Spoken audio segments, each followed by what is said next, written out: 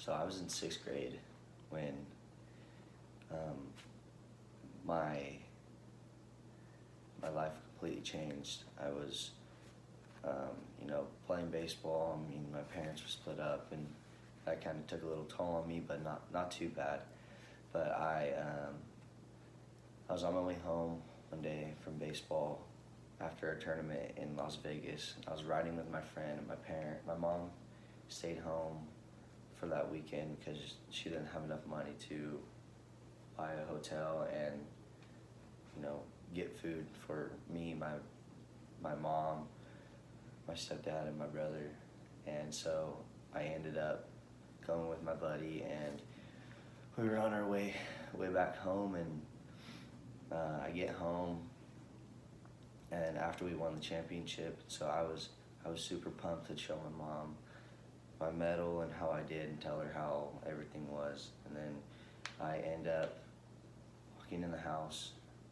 My stepdad's grandma, or my stepmom's mom, and his stepdad were in there, so my grandparents, and I can just see a look on their face, and it kind of like worried me a little bit. So I was just like, oh, well, like nothing really big. So then I was walking down the hallway, and my dad comes out and was like, hey, your mom wants to talk to you. And so I was just like, okay, like whatever.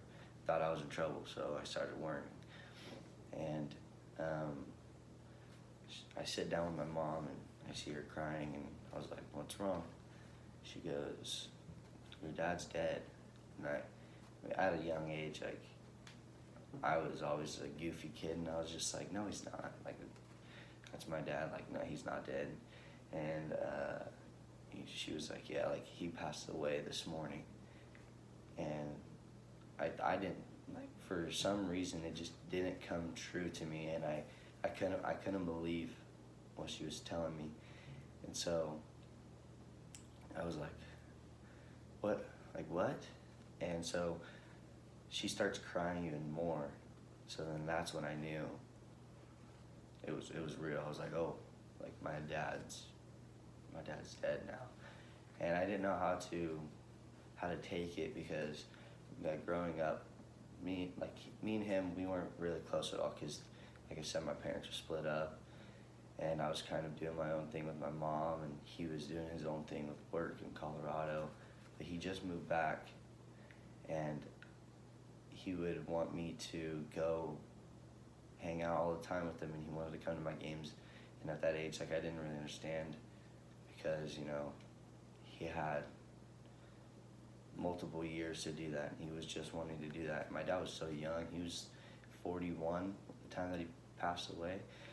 So I didn't really hang out with him as much as I wish I could have.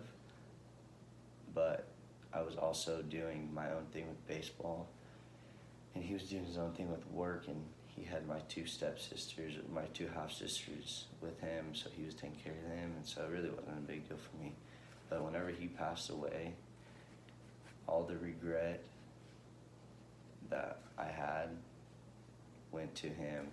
And because, I just, like, looking back on it now, I regret not going to his house whenever he wanted me to, and doing, like, other little things like that.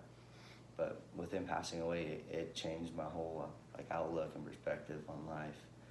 And I didn't have my dad, but I still had a father figure, which was my stepdad. Growing up, he was the one who was always, pushing me and whatnot. But when he passed away, it just changed everything, and I matured a lot faster than most sixth graders, seventh graders, and even high schoolers would. I was always knowing what to do and knowing what not to do when it came to, like, bad situations. And him passing away was probably, it's gonna sound real bad to say, but probably one of the best things that could have happened to me at that time. And it changed me into the person I am today. And now I've learned that no matter what the person's situation is in life, they want to be in your life, then you you should let them have the opportunity to be in your life, whether they deserve it or not. If they mess up once, then like that's okay, because everyone messes up with things. And then if they mess up twice, then that's when they gotta go. And you know, I just regret not having him in my life and whatnot. So